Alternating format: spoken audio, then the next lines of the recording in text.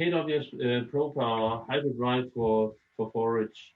Um, our hybrid rye units for forage is sold in 800,000 live seeds per bag. And the weight for the 800,000 live seeds will always be given on the bags. Um, Remark that it can vary from seed lot to seed lot because when it's live seeds, of course, we take into account the germination and the seed weight. So our recommendation for seeding per acre is 800,000 seeds. And this is what we normally see when we can get it seeded in mid-September. If we can get it in earlier in September, we can go down in seeding rate, and it's important to go down in seeding rate because the hybrid's ability to tiller it's much higher than we have seen from the old conventional rye. So therefore, we really have to utilize this hybrid vigor and not get it too dense. If we get it too dense and it gets too much fertilizer, then we can see some lodging coming on in spring. So please follow these recommendations.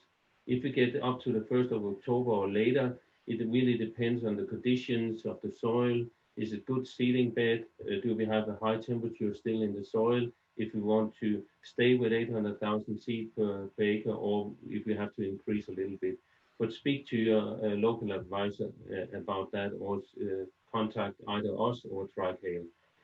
Right. Seeding depth is also very important to remark that we would not like it seeded deeper than 0.8 inch, and this is due to the smaller grain from rye than we have from the other cereals. Of course, if it's really dry soil, we can go a little bit further down to get some moisture in the soil. But otherwise, our recommendation is 0.8 inch seeding depth. And be precise about that because we are dealing with low seeding rates, so we should really try to be precise and get all the seeds germinating, so we don't get too many holes in the planting density. Klaus, just to chime in on the triticale recommendations for seeding. For triticale, we recommend 100 pounds per acre and 1¼ inch on the depth.